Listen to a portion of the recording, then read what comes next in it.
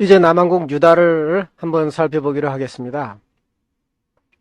북쪽 이스라엘은 지리적으로 외세 침략을 받기에 아주 용이한 위치에 있다고 그랬죠. 그런데 남한국 유다는 지리적으로 안정된 위치에 놓여 있었습니다. 그리고 다윗 왕통이 비교적 잘 이어졌죠. 솔로몬의 아들 르호보암은 유다의 왕으로 이제 계승하죠. 그런데 솔로몬의 아들 르호보암은 북왕국 이스라엘을 정치적으로 또 군사적으로 제압하지는 못했습니다. 유다에서는 북왕국 이스라엘과는 달리 아합의 딸 혹은 누이로 알려졌습니다마는 아달랴의 일시적인 통치 기간을 제외한다면 남왕국 유다에서 역성혁명은 거의 없었습니다. 그러니까 다윗의 왕통이 쭉 이어졌다는 얘기죠. 또한 남왕국 유다에는 공동 섭정 제도가 있어서 왕과 아들이 일정 기간 공동으로 나라를 이렇게 다스리기도 했죠. 이런 이유로 해가지고 유다는 군사적으로는 북쪽 이스라엘한테 뒤졌지만 정치적으로는 비교적 안정을 누릴 수가 있었어요. 그러나 북왕국 이스라엘의 멸망은 남왕국 유다의 안전에도 심각한 위협이 되었습니다. 북왕국 이스라엘이 아시리아에 의해서 멸망했죠. 그 북쪽이 멸망하면 남쪽이 위험해진다는 거죠. 마찬가지로 지금 우리나라가 남과 북으로 이렇게 나뉘어져 있습니다만 만약에 북쪽이 다른 나라에 의해서 멸망을 당하면 남쪽도 위험해진다는 거죠. 이제 또 다른 위기가 온다는 거죠. 아시리아로부터 유다의 정치적 독립을 추구했던 히스기야 왕이 죽게 되죠. 그래서 그 남쪽에서 히스기야 왕이 죽은 사건은 유다에게 그 정치적인 힘을 상실하게 하는 요인이 됩니다. 그리고 이제 히스기야 이후에 출현한 유다의 성군이었던 요시야 왕이 아시리아가 약해진 틈을 따서 종교개혁을 단행하죠. 그리고 요시야는 하나님의 성전, 여호와의 성전을 수리하다가 아주 율법서를 발견하고 또 이를 준수할 것을 명하게 되는 이런 이제 일이 생기죠. 그런데 이제 요시야는 결국 무기또 전투에서 이집트의 느고에게 목숨을 잃게 됩니다. 그리고 이 요시야가 죽음으로써 이제 그 요시야가 했던 종교 개혁이 실패하고요. 또 정치적인 독립도 수포로 돌아가고 결국 유다의 장래는 암울해집니다. 북왕국 이스라엘이 멸망당한 후에 유다 백성과 예언자들 사이에는 첨예한 대립이 생깁니다. 그것은 뭐냐? 이제 다윗 계약에 대한 이제 해석의 차이가 생겨난 거죠. 이제 다윗 계약이라고 하는 것은 하나님이 다윗 왕과 맺은 계약입니다. 그 얘기는 하나님께서 다윗의 왕국을 영원히 지켜줄 거다라는 약속이었죠.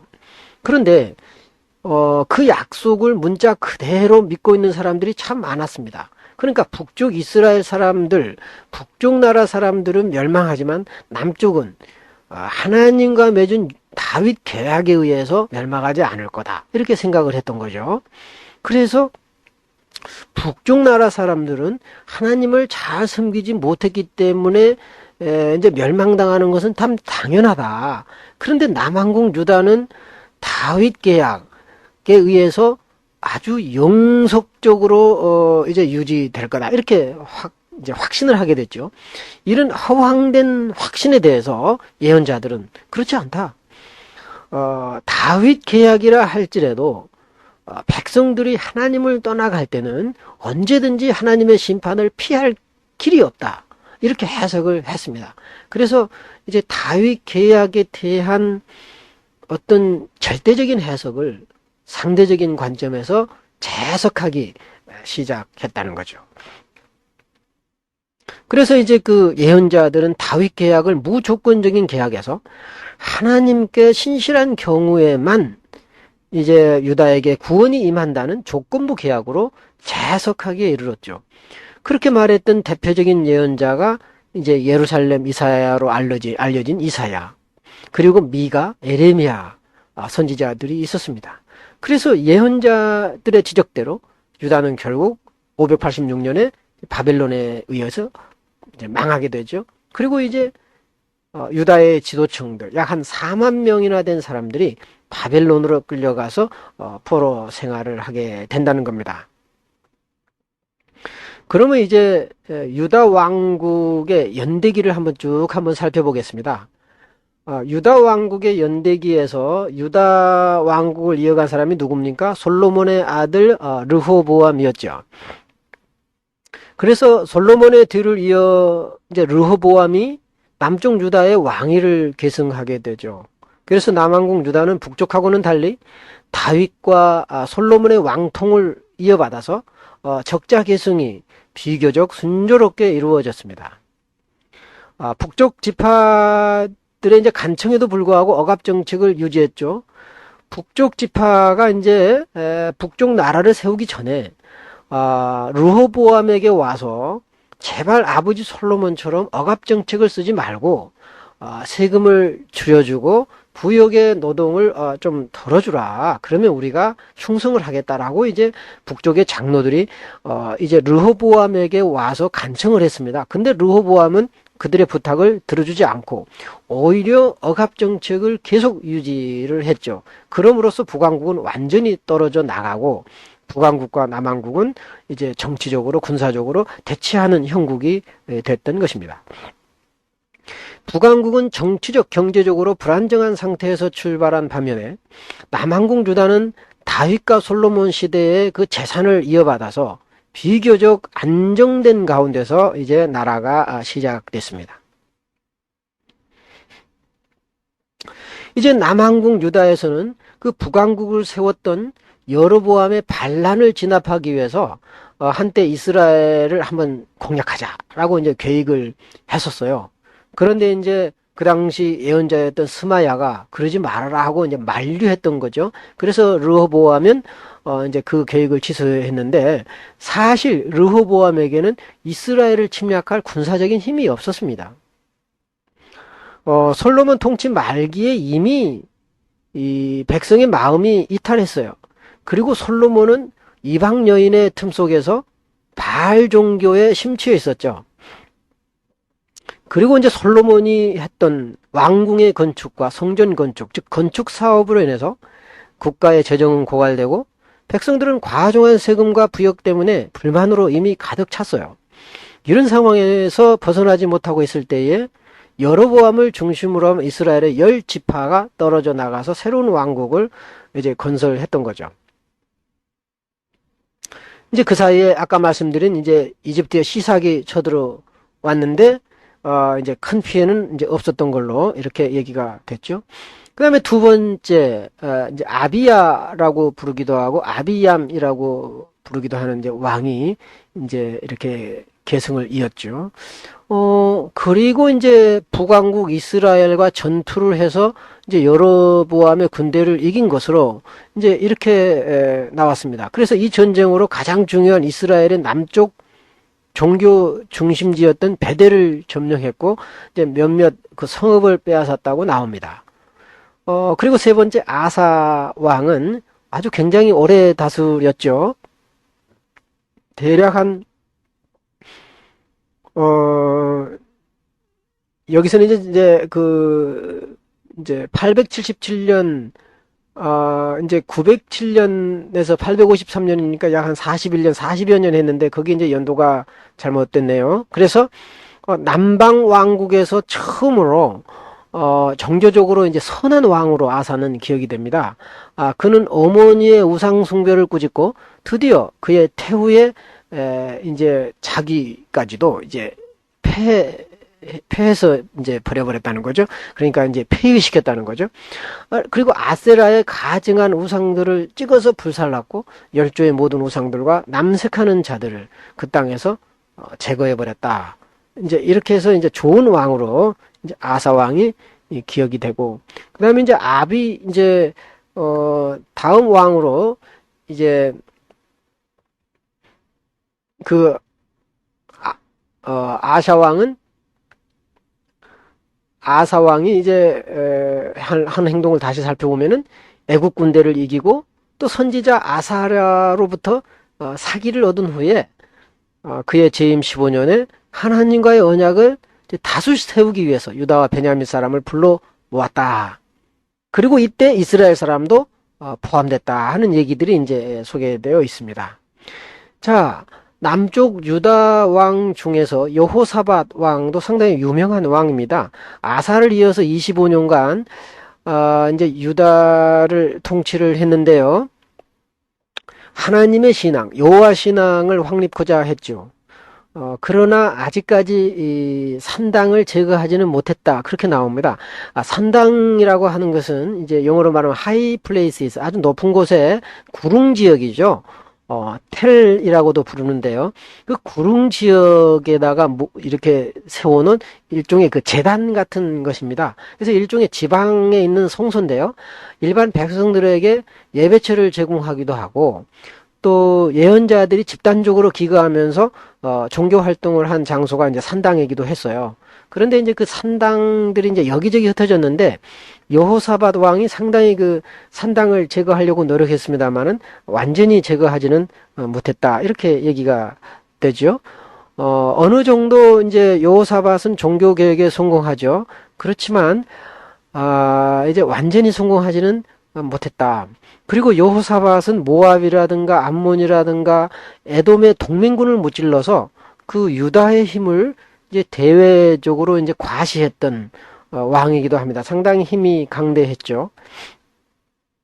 그 다음에 이제 여호사밧의 왕이 이른 왕이 여호람입니다. 여호람은 아합의 딸 혹은 누이로도 이제 알려지기도 합니다만은 그 아달랴와 결혼을 해요. 그래서 여호람이 왕이 되자마자 자기 형제 이제 6명을 살해해버리고 또 그들을 동조한 사람까지도 아주 무참하게 죽이는 참혹한 일을 저질러요.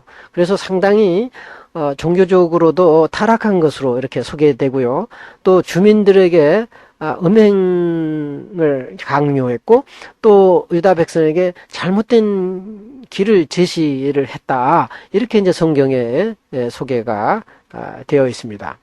그리고 이제 아하시아는 이제 여호람을 계승해서 1년도 채우지 못하고 이제 왕위를 빼앗깁니다.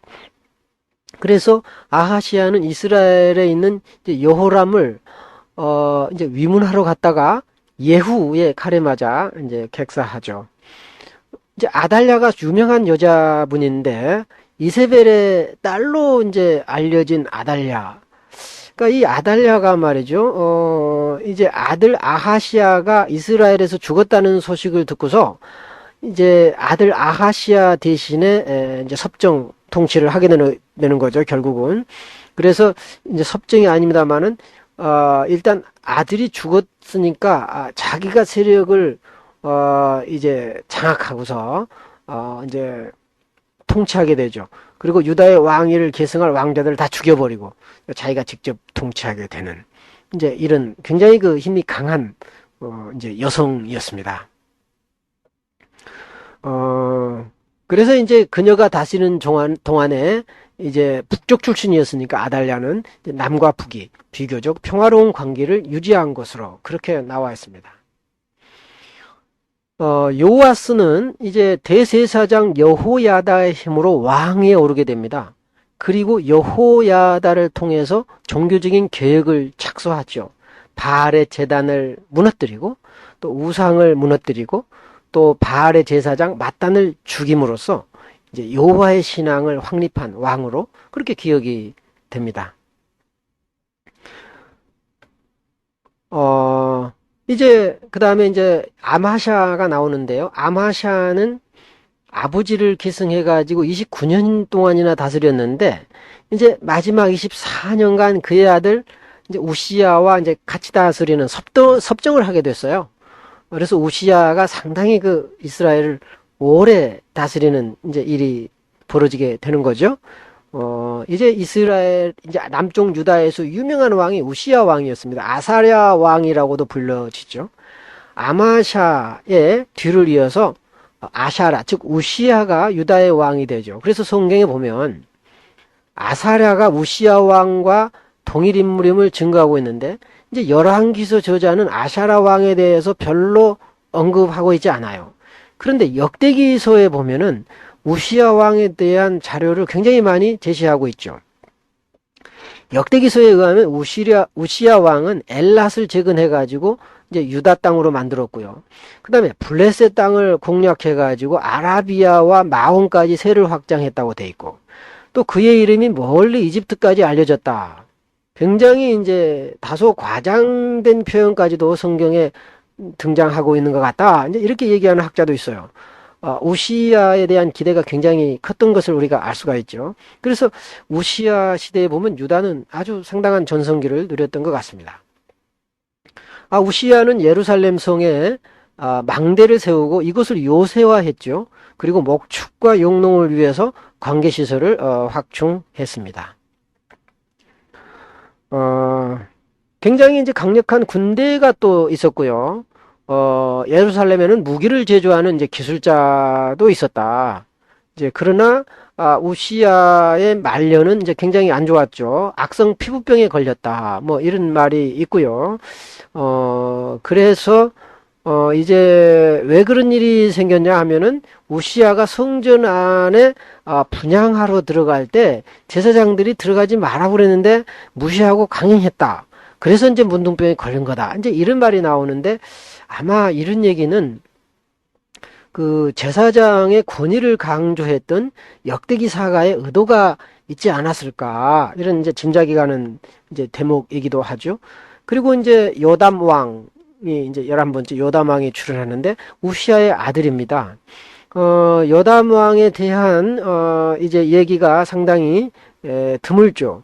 요담 말기에 대지진으로 인해서 경제적인 손실이 막대했고 또 사회적인 불안이 가중됐다. 뭐 이런 얘기가 있고요. 아하스 왕이 이제 다음으로 등장하는데요. 아하스는 요담의 아들로서 이제 16년간 다스리죠. 그래서 아가스의 정치적인 능력은 아주 미미했던 것으로 이렇게 알려지고 있습니다. 아하스가 종교적으로 이제 확고한 입장을 견지할 수 없었던 이유는 아마 정치적으로 상당히 그 안정이 안 됐지 않았는가 하는 이제 의견이 있습니다. 이제 여러분들이 잘 아시는 유명한 왕이죠. 히스기야 왕. 이 히스기야 왕은 왕이 되면서 아시리아 세력을 물리치기 위해서 굉장한 이제 노력을 하죠. 종교 개혁을 또 단행해가지고 이제 여호와의 신앙을 회복하려고 노력했습니다. 그 여호와 신앙을 회복함으로써 민족 공동체의 일체감을 조성했죠. 그 조치로 이제 산당을 부수고 또 아세라 목상을 제거하기도 했죠. 그리고 모세가 만들었다고 전해지는 놋뱀을 부숴버려요. 자, 놋뱀을 이제 그 광야 생활을 할 때 뱀한테 물렸을 때 놋뱀을 만들어 가지고 장대 위에 세웠지 않습니까? 그리고 그 장대에 있는 놋뱀을 바라보면 그 뱀의 독이 이제 제해졌다는 그런 전설이 있었습니다. 그래서 사람들은 놋뱀을 만들어서 숭배하기까지 했는데 바로 그런 놋뱀 숭배 사상을 제거해 버렸다는 거죠. 이런 식으로 굉장히 그 종교 개혁을 단행을 했어요. 그런데 이제 이 종교 개혁과 정치적인 독립은 실패합니다, 사실은. 그래서 아시리아의 그 샬마네셀 5세가 이끄는 이제 그 전투에 의해서 사마리아가 붕괴돼 버리고 이스라엘 사람들이 아시리아로 상당 부분 많이 끌려가는 사건이 발생합니다. 그래서 이제 히스기야 왕을 이어서 이제 므낫세가 나타나니까 이 므낫세 왕은 아시리아 편을 들 수밖에 없었습니다. 그래서 아버지 히스기야가 헐어버린 산당을 다시 세우고 또 바알과 아세라상을 만들고 아시리아의 일월성신을 이제 섬겼다고 성경은 전하는데요. 굉장히 이제 나쁜 왕으로 그래서 이제 비추어지죠. 이 므낫세 왕 다음에 아몬 왕이 나타납니다만 이 역시 이제 한 짧게 통치하다가 2년 동안 통치합니다만은 이제 사라지고 결국은 이제 궁중에 있는 신하들의 반역으로 죽게 됩니다. 이제 그 이후에 나타난 사람이 소위 성군이라고 불리는 요시야 왕이 등장을 합니다. 요시야는 641년에서 609년간 기원전 이 시대의 통치를 하는데요. 유다 말기에서 가장 훌륭한 성군으로 알려졌습니다. 이 요시야 왕은 아시리아가 약해진 틈을 타서 이제 종교 개혁을 단행했죠. 이것은 히스기야가 개혁했던 종교 개혁과 유사합니다. 약 요시야 왕과 히스기야 왕이 약 한 100년 정도 차이가 납니다만은 이제 히스기야의 종교 개혁의 정신을 이어받아서 이제 요시야가 또 종교 개혁을 단행하고 산당을 없애고 이제 예루살렘 성전을 수리하죠. 그러다가 율법서를 발견합니다. 그런데 요시야가 성전을 수리하다가 발견한 율법서가 지금 우리가 보고 있는 신명기서의 일부였을 거다. 그리고 이 신명기서의 일부인 이 부분을 가리켜서 학자들은 뭐라고 얘기하냐면은 원신명기라 이렇게 얘기하는데 대략 신명기 12장에서 26장이 아닌가라고 추측을 합니다. 물론 이것은 이제 학자들의 추측이지 성경에 기록된 내용은 아닙니다. 그런데 이제 그 요시야가 원신명기라고 불리는 그 율법서를 백성에게 공포하고 이를 준수할 것을 명했지요. 요시야의 종교 개혁은 성전에서 율법서를 발견하기 이전부터 사실상 시작되었다라고 지적을 하는데요.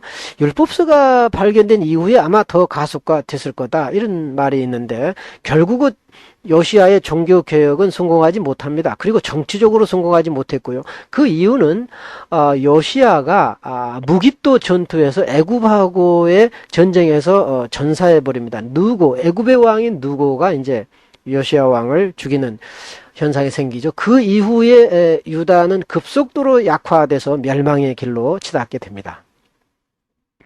그래서 이제 요시야 왕 다음에 여호아하스 왕이 나오는데요. 3개월간의 단명으로 끝나고 그 다음에 이제 여호야김이 이제 왕으로 나옵니다. 그래서 여호야김은 이집트의 봉신으로 있었어요. 그래서 이집트의 봉신이면서 이제 있다 보니까 바벨론하고 이제 반대 상황에 있었죠. 그러니까 이제 바벨론은 이제 여호야김을 제거할 수밖에 없었습니다. 그래서 이제 바벨론으로부터 이제 축출당하는 이제 현상이 벌어지게 되는 거죠. 그 다음에 이제 여호야긴이 이어졌는데 역시 3개월 만에 바벨론으로 또 끌려갑니다. 이때 여호야긴 597년 때 유다의 백성들 가운데 상당 부분이 많이 이제 바벨론으로 끌려갑니다. 이것을 가리켜서 우리는 제1차 바벨론 포로라고 부릅니다. 그 다음에 이제 유다의 마지막 왕이 시드기야입니다. 시드기야 왕. 바벨론은 이제 시드기야를 세우죠. 그래서 이제 바벨론에 충성하게 만들지만 시드기야는 이집트의 지원을 받아서 바벨론은 무찌를 계획을 세우는 거죠. 이제 그것을 눈치챈 바벨론은 다시 유다를 침공해가지고 시드기야 왕의 두 눈을 빼고 바벨론으로 끌어가는 비참한 사건이 발생합니다. 이로써 예루살렘 성전은 파괴되고 유다 지도자들은 바벨론으로 대거 끌려갑니다. 그래서 유다가 멸망하고 지도층이 포로로 끌려가자 유다 땅은 바벨론의 직할령으로 되죠. 바벨론 포로기가 이제 시작이 되는데요. 이제 유다 사람들이 바벨론으로 가서 이제 생활했던 시대를 바벨론 포로기라고 하며 이것이 바벨론 포로기라고 부르는 이유는 유다의 지도층들이 거기서 살게 됐기 때문에 유다의 역사가 바벨론으로 이어졌다는 걸 의미합니다. 물론 예루살렘이나 유다 땅, 이스라엘 땅에는 남아있는 사람들이 있었어요. 그러나 그 사람들은 주로 하층민들이기 때문에 그 사람들에 의해서 역사라든가 종교적인 전통이 이어진 것이 아니라 사실은 바벨론으로 포로로 끌려간 사람들에 의해서 유다의 역사는 이어져 갔던 것이죠. 그래서 바벨론 포로기는 유다의 역사를 재건하는데 대단히 중요하게 되는 거죠. 그래서 역대기서는 사무엘서와 열왕기서를 재해석하거나 보충한 자료로서 바벨론 포로기 이후에 편집된 역사서입니다. 역대기서를 보면 이 역대기, 상하, 에스라, 느헤미야서를 읽어보면 이스라엘 사람들이 포로 이후에 어떻게 살았는가 하는 것을 보여주고 있죠. 그래서 예루살렘이 멸망할 때에 유다의 지도층들은 바벨론으로 끌려갑니다. 민중들은 여전히 그 땅에서 소롱을 받고 살고 있는 동안에 유다의 지도층들은 바벨론에서 포로 아닌 포로 생활을 했습니다. 바벨론 포로 생활은 비교적 자유로운 생활이었습니다. 포로민들은 자치적인 유대 공동체를 이룰 수도 있었고요. 또 바벨론이 망하고 페르시아가 이제 생기자 그 페르시아를 또 등에 업고 다시 유다 땅으로 귀환하는 이런 이제 현상까지 생기죠. 그래서 여호수아, 사사기, 사무엘 상하를 썼던 신명기사가나 또 역대기상하, 에스라, 느헤미야를 기록했다는 역대기사가 모두는 바벨론 포로기의 상황을 역사로 남겨두지 않았어요. 바벨론에서 어떻게 사는지 잘 모릅니다. 따라서 우리는 포로기 상황을 알아보려면 예언서를 살펴볼 수밖에 없어요. 에스겔서라든가 이사야 40에서 55장, 에레미야 26장 이후 부분들, 이제 이런 부분들을 통해서 그 바벨론의 생활을 우리가 간접적으로 알 수밖에 없고요. 또 바벨론이라든가 페르시아가 남긴 문헌을 통해서 간접적으로 이스라엘의 역사를 추적할 수밖에 없습니다. 바벨론이라고도 하고 이제 성경에는 바벨론이라고도 되어 있습니다만은 이 바벨론을 멸망을 시킨 페르시아의 고레스 왕은 서기전 538년에 유대 사람들로 하여금 고향인 예루살렘으로 돌아가도 좋다는 칙령을 반포합니다. 이것이 소위 말하면 고레스 칙령인 것입니다. 제2 이사야로 알려진 이사야 40에서 55장은 고레스 칙령으로 인한 유대인의 예루살렘 귀향을 묘사하고 있습니다. 유다의 왕손이었던 세스바살은 예루살렘으로 귀향해서 성전 재건에 착수했습니다. 그때 활동했던 예언자들이 학개와 스가랴 선지자들이 있는데 이 학개와 스가랴 등의 선지자들이 바로 이때 활약하면서 백성들에게 성전 재건을 촉구합니다. 페르시아의 다리오 1세의 허가를 얻어서 유대인들은 토착민의 방해를 극복하고 결국 성전 재건에 성공하게 됩니다. 그래서 이제 성전 재건에 성공하면서 포로기 이후 시대가 전개되는 거죠. 페르시아의 정치적, 재정적인 도움을 받으면서 예루살렘에 도착한 느헤미야는 유다 성들의 재건에 착수합니다. 그러나 느헤미야의 정책에 반발하는 원주민들의 방해도 있었습니다. 그들의 지도층들이 느헤미야의 출현으로 자기들의 권력 기반이 흔들어질 것을 이제 염려했죠.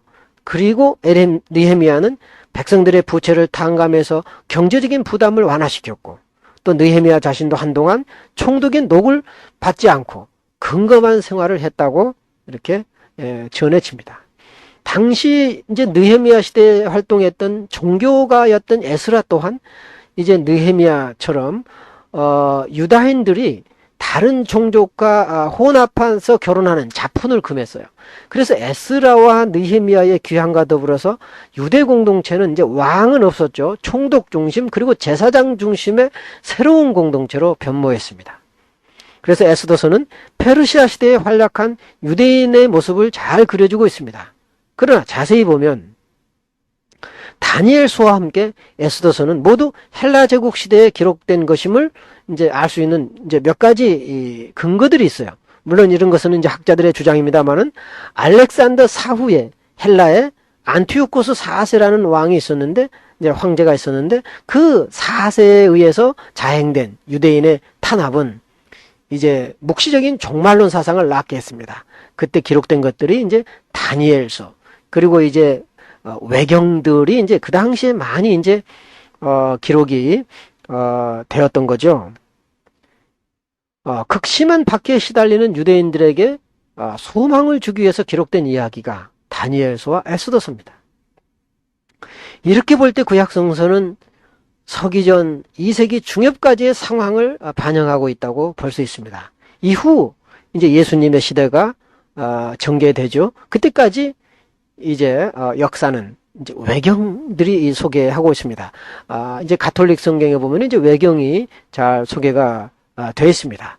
이제 여러분들이 그동안 이스라엘의 역사를 저와 함께 두 주에 걸쳐서 살펴봤습니다. 여기에 소개된 내용들은 주로 제가 쓴 구약성서 역사 이야기를 참조한 것들이고 또 이제 그 연대기 왕조는 다른 사람의 의견을 참조해서 제가 첨가하거나 연대를 수정해서 사용한 것들입니다. 여러분들이 잘 참고해서 이스라엘의 역사를 공부하시기 바랍니다. 이스라엘의 역사, 또 시대적인 배경, 사회적인 배경, 정치적인 배경을 여러분들이 숙지하고 있을 때에 고대 이스라엘의 예언자 사상과 그 예언자의 활동 배경을 잘 알 수가 있습니다. 그래서 예언자들이 구체적으로 어떤 역사적인 정황 속에서 활동을 했으며 어떤 메시지를 전했는가라는 것을 아는 것은 구약 성서를 이해하는데 아주 필수적인 과정이라고 할 수가 있겠습니다. 그러면 여러분 한 주 동안 잘 계시고 다음 주에 뵙겠습니다.